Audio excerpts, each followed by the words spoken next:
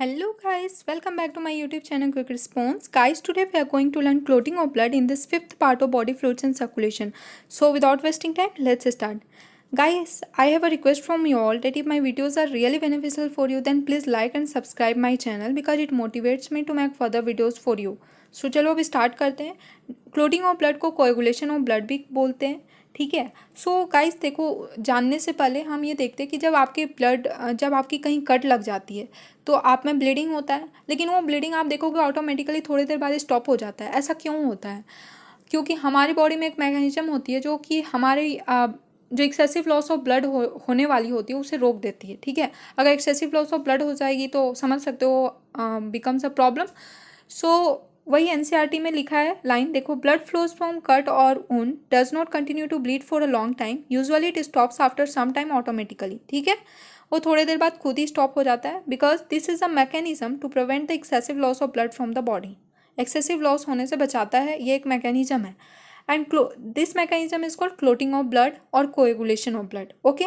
So clotting of blood होता किसके response में? In response to the injury और ट्रॉमा. जब कहीं कट लगेगा तभी तो होगा, अगर उसके बिना हो रहा है तो प्रॉब्लम है. ठीक है. सो कुछ चीज़ एक्स्ट्रा है, जैसे ब्लीडिंग टाइम 1 to 3 मिनट होता है और क्लोटिंग टाइम उससे ज़्यादा होता है, इट इज़ 2 to 8 मिनट. ये बुक में नहीं दिया है but because you are going to become a doctor तो आपको पता होना चाहिए. ठीक है ना. कुछ चीज़ और एक्स्ट्रा है, लाइक क्लोट्स इन इंटैक्ट ब्लड वेसल. ठीक है. ब्लड वेसल में ब्लड जा रहा है, वहाँ पर भी क्लोट्स होता है. एंड वो क्लोट दो टाइप का होता है, एक थ्रोम्बस क्लोट होता है, एक एम्बोलस क्लोट होता है. ठीक है. तो थ्रोम्बस क्लोट जो होता है वो स्टैटिक होता है. अब देखो, स्टैटिक में 2 बार टी आ रहा है, मतलब टी थ्रोम्बस. ठीक है. एंड एम्बोलस क्लोट जो होता है, अब स्टैटिक का अपोजिट वाला होगा, मूविंग होगा. ठीक है. थ्रोम्बस क्लोट से क्या प्रॉब्लम्स होता है, लाइक आपका अगर ब्रेन में अगर क्लोट हो गया तो आप पैरालाइज्ड हो सकते हो. हार्ट में अगर क्लोट हो गया स्टैटिक वाला तो क्या हो सकता है? हार्ट अटैक हो सकता है. और मूविंग वाले में क्या प्रॉब्लम है कि ये देखो, ब्लड तो जा रहा है, फ्लो कर रहा है, उसमें क्लोट बन के ये भी फ्लो करता है साथ में, तो ये ज़्यादा डेंजरस है इस वजह से. ठीक है.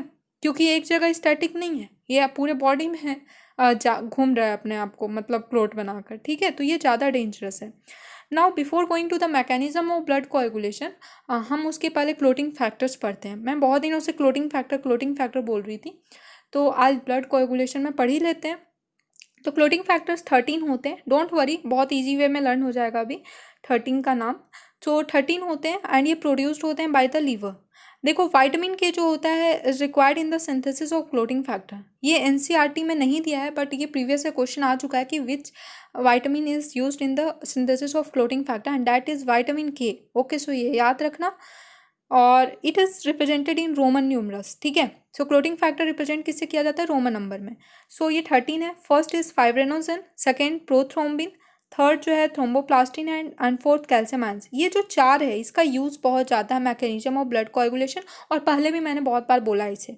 तो ये 4 जो है मोस्ट इंपॉर्टेंट है. ये 4 तो आपको लाइन से याद होना चाहिए. और हाँ, ये वाला लाइन मत चेंज कर देना. ठीक है. जैसे क्रेनियल नर्व्स का एक लाइनिंग है अपना, उसके अकॉर्डिंग ये भी है, उसी टाइप का है. ठीक है. ये अपना लाइनिंग में ही है. ये फर्स्ट फैक्टर तो फर्स्ट ही फैक्टर रहेगा.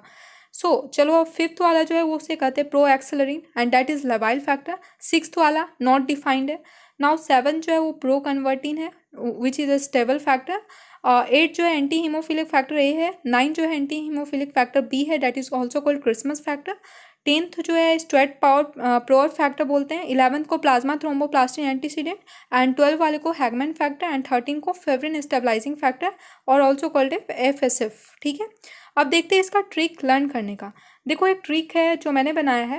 एक जो फ्रेंड है, 2 फ्रेंड आपस में बात कर रहे हैं और एक फ्रेंड तो प्रोक्रास्टिनेट करता है अपने वर्क को, लाइक आज करना है या कल करना, मतलब वो काम को टालता है.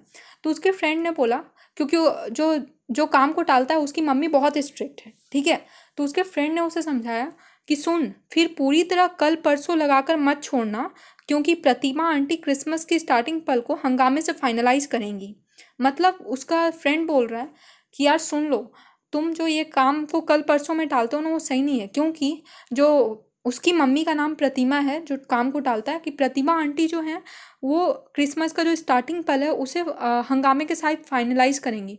अब यहाँ दोनों टाइप में आप मीनिंग ले सकते हो. हंगामे मतलब होता है कि या तो धूम धड़ाका मस्ती के साथ फाइनलाइज करेंगी, इसलिए तुम प्लीज़ काम को मत टालना, कल परसों में मत टालो, वो बोलना चाह रहा है. या तो फिर बोलना चाह रहा है कि तुम्हारी जो ये आदत है काम को कल परसों टालने वाली, वो तुम्हारे कारण प्रतिमा आंटी जो स्टार्टिंग वाला पल होगा उससे में उसी में हंगामा कर देंगी, मतलब हंगामे के साथ फाइनलाइज करेंगी, मतलब गुस्सा करके फाइनलाइज करेंगी। तो दोनों टाइप का मीनिंग आ रहा है, या तो खुशी से फाइनलाइज करेंगे या तो बुरे तरीके से फाइनलाइज करेंगे। सो दोनों मीनिंग आ रहा है, आप उसके अकॉर्डिंग याद करना। तो देखो फिर पूरी तरह से फी से हो गया फाइब्रिनोजन, पूरी से हो गया प्रोथ्रोम्बिन, तरह से हो गया थ्रोम्बोप्लास्टिन, कल से हो गया कैल्शियम आयन। पर आस लगाकर मत छोड़ना, कल पर आस लगाकर मतलब कल परसों तुम जो पास करते रहते हो उस पर आस लगा के मत छोड़ना। मतलब पर मतलब देखो अस मतलब प्रो एक्सेलरीन, और लगाकर मतलब लबाइल फैक्टर, एल से आगे लबाइल फैक्टर, ठीक है। मत छोड़ना अब एक साथ आ गया, मतलब छोड़ना मतलब क्या होता है, ब्लैंक, ठीक है। क्योंकि मतलब कुछ भी नहीं, प्रतिमा आंटी मतलब प्रो कन्वर्टिन, और क्योंकि यहाँ लेवाइल फैक्टर है तो ये स्टेबल फैक्टर, प्रो एक्सेलरिन और प्रो कन्वर्टिन, ठीक है। आंटी से हो गया एंटी हीमोफिलिक फैक्टर ए आ रहा आंटी में पहले भी। नाउ क्रिसमस से हो गया क्रिसमस फैक्टर, और इससे कहते हैं एंटी हीमोफिलिक फैक्टर बी, आपको याद होना चाहिए। नाउ की से कुछ भी नहीं, स्टार्टिंग से देखो स्टुअर्ट प्रोअर फैक्टर, ये तो पता भी चला स्टार्ट से। नाउ पल से आ गया पीटीए, प्लाज्मा थ्रोम्बोप्लास्टिन एंटीसीडेंट, तो ये पल से याद रखना। को हंगामे के साथ मतलब हैगमैन, तो हंगामे में HGM आ रहा है तो हंगामे को हैगमैन फैक्टर से फाइनलाइज करेंगे, मतलब फेवरिन स्टेबलाइजिंग फैक्टर, फेवरिन और स्टेबलाइज, तो फाइन से फेवरिन हो गया एंड लाइज से देखो स्टेबलाइज आ रहा है, तो फाइब्रिन स्टेबलाइजिंग फैक्टर। होप बहुत अच्छा लगा ट्रिक एंड ईजी वे में लर्न हो जाएगा। नाउ द सेकेंड ट्रिक अगर वो नहीं लर्न होता है तो मेरे फ्रेंड ने ये बताया है, ये वाला जो ट्रिक है ये मेरे फ्रेंड ने बताया है। सो ये भी ईजी है बट इसमें थोड़ा सा आपको ध्यान देना पड़ेगा, ठीक है। So freshers party 2 nights, you are going now you are going to medical college, थोड़े दिनों में चले जाओगे। सो वहाँ पर क्या होता है, फ्रेशर्स पार्टी होगा, तो freshers party 2 nights come let's sing, तुम्हारे सीनियर्स बोल रहे हैं फ्रेशर्स पार्टी आज है, come let's sing and call the seniors, अपने सीनियर्स को बोलो प्लीज़ हैव फन, ठीक है। सो यहाँ पर क्या हो गया, अब देखो यहाँ पर सिक्स्थ वाला नहीं है तो सिक्स्थ वाला पे यहाँ पर ध्यान रखना पड़ेगा लेट सिंग में। बाकी आप देख लो फ्रेशर्स पार्टी, यहाँ पर फ्रेशर्स से फाइब्रिनोजन, पार्टी से प्रोथ्रोम्बिन, 2 नाइट से टिश्यू थ्रोम्बोप्लास्टिन, कम से कैल्शियम आयन, लेट से लेवाइल फैक्टर। आप देखो लेवाइल फैक्टर लिख दिया लेकिन प्रो एक्सेलरेट नहीं लिखा है, तो थोड़ा सा यहाँ पर ध्यान देना पड़ेगा but it is also a good trick, okay. Now अब मैकेनिज्म ऑफ ब्लड क्लोटिंग देखते हैं।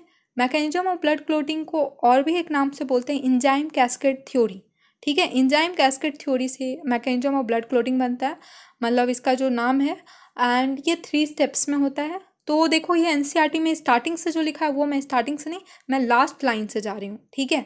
सो ध्यान देना और उसके बाद एनसीईआरटी का प्लीज़ लाइन पढ़ लेना, बहुत ईजी वे में लर्न हो जाएगा, और बाकी तो मैंने सब पढ़ा दिया। Now releasing of thromboplastin, first step जो है रिलीजिंग ऑफ थ्रोम्बोप्लास्टिन। देखो अब देख लो इंजर्ड टिश्यू, जहाँ पर आपका कट लगा है वहाँ इंजर्ड हो गया टिश्यू, वो क्या करता है, वो सिंथेसाइज करता है एक्सोथ्रोम्बोप्लास्टिन, मतलब एक्सट्रिंसिक पाथवे से आ रहा है, ठीक है ना। वो क्या कर, उसके बाद प्लेटलेट्स जो है वो सिंथेसाइज करता है एंडोथ्रोम्बोप्लास्टिन, ठीक है। मैंने ये 2 चीज़ बता दिया। अब एनसीईआरटी की लाइन देखो, certain factors released by the tissue at the site of injury can initiate coagulations, ये लास्ट लाइन से आई थिंक थर्ड लाइन में।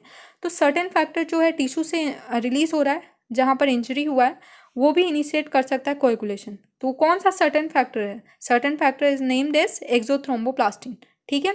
नाउ सेकेंड पॉइंट देखो, एन इंजरी और trauma stimulates the platelets in blood to release certain factor which activate the mechanism of coagulation. जहाँ पर injury हुआ है वो क्या कर रहा है, स्टिमुलेट कर रहा है प्लेटलेट्स को, तो रिलीज करने के लिए कि कुछ फैक्टर रिलीज करो जो कि एक्टिवेट करता है मैकेनिज्म ऑफ कोएगुलेशन। और जो प्लेटलेट्स को स्टिमुलेट करता है वो कौन सा फैक्टर रिलीज करता है, एंडोथ्रोम्बोप्लास्टिन, ठीक है। तो एक्सोथ्रोम्बो टिश्यू करता है और प्लेटलेट्स जो है एंडो करता है, तो मतलब एक्सट्रिंसिक और इंट्रिंसिक पाथवे दोनों आ रहा है। एक्सट्रिंसिक कौन हो गया, टिश्यू, और इंट्रिंसिक कौन हो गया, हमारा प्लेटलेट्स, ठीक है। अब ये दोनों मिलके थ्रोम्बोप्लास्टिन क्या करते हैं, वो रिएक्ट करते हैं प्लाज्मा प्रोटीन से, ठीक है। अब वहाँ से वो देखो प्लेटलेट्स और जो टिश्यू था वहाँ से अब आ गए प्लाज्मा में, और वहाँ के प्लाज्मा के प्रोटीन से रिएक्ट किए with the help of calcium ion. देखो अब सब कुछ प्लाज्मा में होगा, प्लेटलेट से कहाँ गया, प्लाज्मा में। अब प्लाज्मा में क्या होगा, वो रिएक्ट करते हैं उसके प्रोटीन से with the help of calcium ion और बनाते हैं प्रोथ्रोम्बिनेज एंजाइम और also called thrombokinase, and this is the enzyme complex, ठीक है। अब ये क्या करता है, जो ये एंजाइम है प्रोथ्रोम्बिनेज एंजाइम और थ्रोम्बोकाइनेज, ये एनसीईआरटी में नहीं लिखा but it inactivates heparin. Heparin मैंने पढ़ाया था वैसोफिल्स में, वैसोफिल्स का पार्ट है। हिपेरिन क्या होता है, एंटी कोएगुलेंट होता है, उसी को ये इनएक्टिवेट कर देता है, ठीक है। नाउ अब एनसीईआरटी की लाइन देखो, this complex is formed by a series of linked enzymic reaction. कौन सा कॉम्प्लेक्स, यही एंजाइम कॉम्प्लेक्स को कॉम्प्लेक्स बोल रहा है, दैट इज कॉल्ड थ्रोम्बोकाइनेस। उसका दूसरा नाम है प्रोथ्रोम्बिनेस एंजाइम। तो ये कॉम्प्लेक्स जो है वो लिंक्ड एंजाइमिक रिएक्शन से रिलीज हुआ, that is called cascade process. यहाँ पर जो है वो सारा एंजाइमिक रिएक्शन ही हुआ, cascade process involving a number of factor present in the plasma in inactive state. देखो प्लाज्मा में नंबर ऑफ फैक्टर्स रहते हैं, कहाँ, वो किस फॉर्म में रहते हैं, इनएक्टिव स्टेट में। और फिर एक और लाइन है लास्ट में, calcium ion plays a very important role in clotting. तो कैल्शियम आयन के बिना तो हो नहीं सकता, ठीक है। Now conversion of prothrombin into thrombin.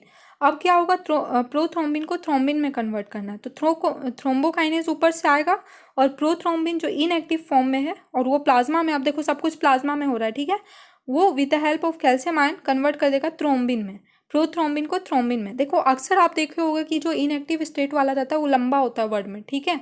सो ये इससे भी याद रख सकते हो। नाउ जो थ्रोम्बिन है वो क्या करेगा, वो conversion of fibrinogen into fibrin कर देगा। वो फाइब्रिनोजन भी जो है वो क्या है, इनएक्टिव स्टेट में उसे फाइब्रिन में कन्वर्ट कर देगा। तो फाइब्रिनोजन जो है वो भी प्लाज्मा में प्रेजेंट होगा, लेकिन ये सॉल्युबल प्रोटीन होता है, और वही फाइब्रिन जो होता है वो इनसॉल्युबल फाइब्रस प्रोटीन होता है। तो थ्रोम्बिन कैसे कन्वर्ट करता है, वो क्या करता है, पॉलीमराइज कर देता है मोनोमर ऑफ फाइब्रिनोजन। मोनोमर जो फाइब्रिनोजन का उसे पॉलीमराइज करके बना देता है फाइब्रिन, और फाइब्रिन होता है इनसॉल्युबल फाइब्रस प्रोटीन, और जो फाइब्रिनोजन होता है वो सॉल्युबल प्रोटीन होता है, ठीक है। तो ये इनसॉल्युबल है, ठीक है, तभी क्लोटिंग होगा। ये सॉल्युबल होगा तो घुल जाएगा, तो क्लोटिंग नहीं होगा, ठीक है। नाउ फाइब्रिन क्या होता है, जो एनसीईआरटी में लाइन लिखा है, at the site of cut और injury form dark reddish brown scum, ठीक है। जहाँ पर कट लगता है देखना कि थोड़ी देर बाद वो डार्क रेडिश ब्राउन और ब्लैकिश हो जाता है, तो वही होता है, क्या होता है, थोड़ी देर बाद over a period of time it is a clot और कोएगुलम, वही होता है क्लोट और कोएगुलम।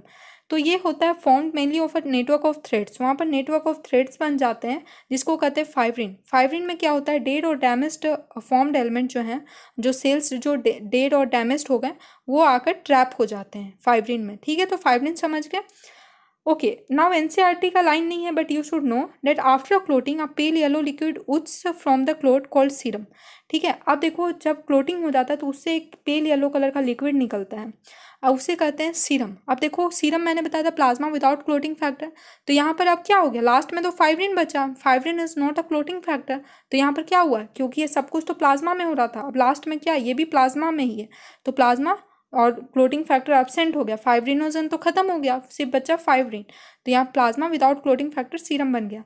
और सीरम में क्या प्रेजेंट होता है, एंटीबॉडीज, इसीलिए फिर हमारा घाव जो है वो थोड़े दिनों बाद ठीक हो जाता है।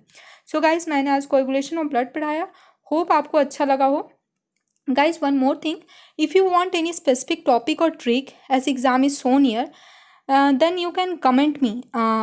I will try to make a video for sure, side by side along with this human physio series. So guys, I have already told you in beginning what you have to do, and press the bell icon too so that you will be notified as soon as after uploading the video. Thank you.